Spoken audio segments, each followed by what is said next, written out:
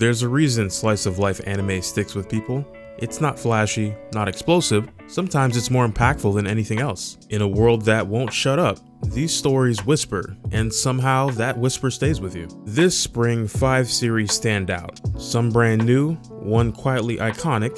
They're gentle, grounded, a little ridiculous, but all of them show how healing can come from the slowest, yet strangest places. So if your brain's been on fire lately, let's cool it down. Here are 5 slice of life anime you shouldn't miss this season. Mono is one of those rare shows where nothing huge happens, and that's the point. Produced by Studio Soin, their first anime ever, it's a story about 5 girls in a photo and film club quietly exploring the world. Not to win anything, not to impress anyone, just to see what's there. Every moment, a snap picture, a shared snack, a pause in conversation feels intentional. The kind of day you remember because you were fully present for it. What makes Mono stand out is its personality. Every girl is a bit awkward, a little sweet, and wonderfully expressive. The animation brings out their quirks in small ways, a smile that doesn't quite reach full confidence, a hand fidgeting with camera gear, a sigh before they say what they really mean. The humor is subtle, moments unfold with a kind of quiet awkwardness, the kind you only notice once you've settled in. There's no punchline coming, just a soft laugh shared between friends who know when to leave space for each other. The voice acting is perfectly tuned, soft but never flat. It's delivered like conversation overheard on a walk. And the soundtrack,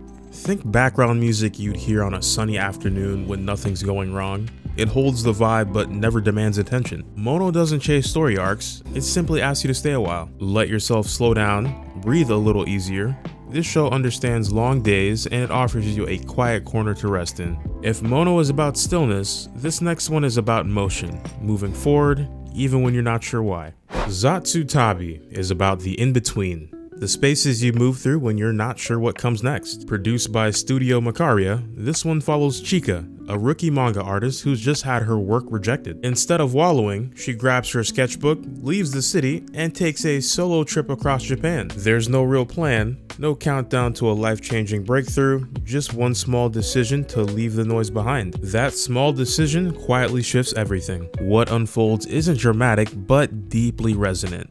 Chika drifts from town to town, stopping for local food, sketching temple roofs, getting caught in the rain, and somewhere along the way starts breathing again. There's a quiet courage in that, in just going, and letting the journey change you without forcing a lesson out of it. The visuals match the tone, softly lit back roads, vending machines humming at dusk, old shops tucked in corners you could easily miss. It feels like flipping through someone's travel journal, minus the pressure of turning it into content. Everything's drawn with care, but never over-explained, you just take it in. Chika herself is easy to root for. She doesn't chase validation. Her art evolves from the world around her, the sound of rivers, the feel of new shoes, the comfort of eating alone and not feeling lonely. That kind of growth isn't loud, it's personal, and the show respects that. Zatsu Tabi has the pace of a long walk with no destination. It invites you to be present, because this right now is enough, and that's something a lot of us forget until we're already halfway out the door. By the time the credits roll, you may not remember every location she visited, but you'll remember the feeling of watching someone come back to themselves one quiet step at a time. Of course, even a solo journey needs a good meal, and sometimes dinner is the start of everything. Food for the Soul is one of those rare anime that doesn't try to impress you, it invites you in. Produced by KenWorksEXE, the series follows Meiko, a quiet college freshman who joins a low-key food research club. There's no major competition to win, no drama with rival schools, just the daily rhythm of preparing meals, trying new flavors, and learning how to feel comfortable being around other people. Meiko isn't particularly talkative. She drifts through campus the way a lot of us drift through new phases of life, unsure of where to stand, when to speak, or how to ask for space. But in this club, surrounded by other students who are just as imperfect and unsure, something starts to shift. She doesn't find confidence in some big moment. It builds quietly in the warmth of a shared dish, in the offhand encouragement of a teammate,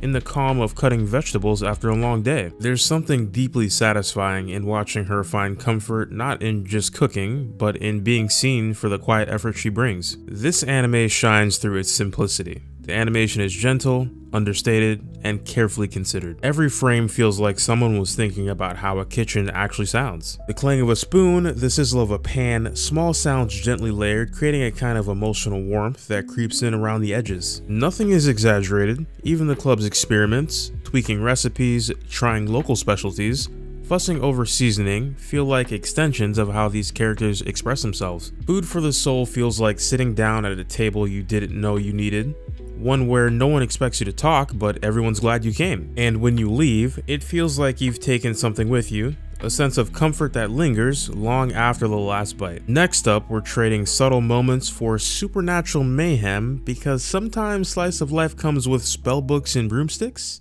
Witch Watch is what happens when you cram a magical girl comedy, a supernatural rom-com, and a classroom sitcom into one house and make everyone live together under the same roof. Produced by Bibury Animation Studios, this series follows Nico, an impressive teenage witch with a heart full of optimism and absolutely no spell control. She's been sent to live with her childhood friend Morihito, a stoic ogre with the patience of a monk and the body of a full-time bouncer. Their job, stay undercover and keep her powers in check. Their actual result, constant disaster. What makes Witch Watch sing is its absurd rhythm of daily life. Nico casts spells that backfire half the time. Morihito spends every morning putting out metaphorical fires and actual ones, and the rest of their classmates aren't much help. The supporting cast is just as strange. One guy looks like he stepped out of a boss fight, another has anxiety-induced stomach aches, and someone else is permanently online in the worst way. And yet there's something endearing about how this show manages its chaos. The jokes are fast, weird, sometimes fourth wall breaking, but there's a strange order to it all. For every moment of magical slapstick, there's a quiet emotional beat that lands just right. The visuals are tight and expressive, the animation leans into gags with exaggeration but never loses control, and the opening theme, a high energy burst of pop magic, pretty much tells you what you're in for from frame one. Witch Watch leans into the chaos, and in the middle of that chaos, they get to be real, unfiltered, and honest in ways that are unexpectedly genuine. Nico and Morihito's bond grows in between flying brooms, misspells, and silent apologies.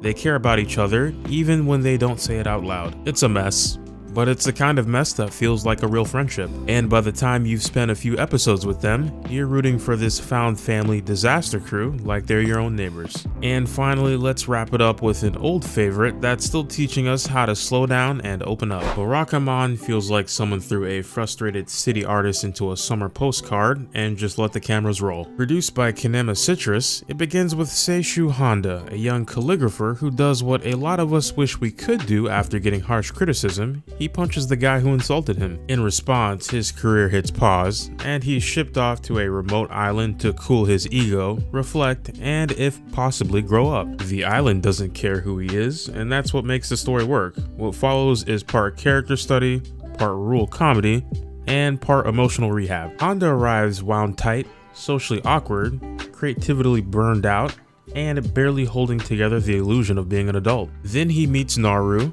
a whirlwind of energy who barrels into his life with zero hesitation and even less awareness of boundaries. She crashes into his life like a tiny typhoon, and from that moment the tone is set. Barakamon thrives in its small moments. Beetle catching competitions, unexpected kindness from the neighbors, failed attempts at being dignified. Honda starts doing things for the first time, again, not for art, but just to see what happens. He finds joy in failure and letting go. The show has a warmth that doesn't rely on melodrama. It's funny without ever being mean. Honda's development comes from being surrounded by people who treat him like a person, not a genius, even when they're dragging him into nonsense. Visually, the show balances natural beauty with comedic timing. The backgrounds are lush but never oversaturated. The character expressions are top tier, especially when Honda's dignity gets body slammed by a group of 7-year-olds. And Naru, she's an instant classic. She doesn't try to teach Honda anything, she just lives so fully that the people around her can't help but move with her. There's a softness to Barakamon that sneaks up on you.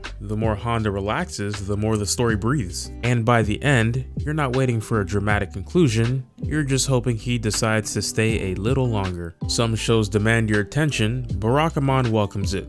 And once you're there, it gives you a reason to smile. Some anime make a loud entrance, These ones stay with you because they don't need to. Each of these shows offers something different: stillness, motion, community, chaos, and growth. But they all circle back to that same thing, that quiet, human part of you that wants to feel okay, even just for a little while. What do you think of this season's slice of life anime? Are any of these on your watch list? Let me know in the comments below, and I'll catch you in the next one.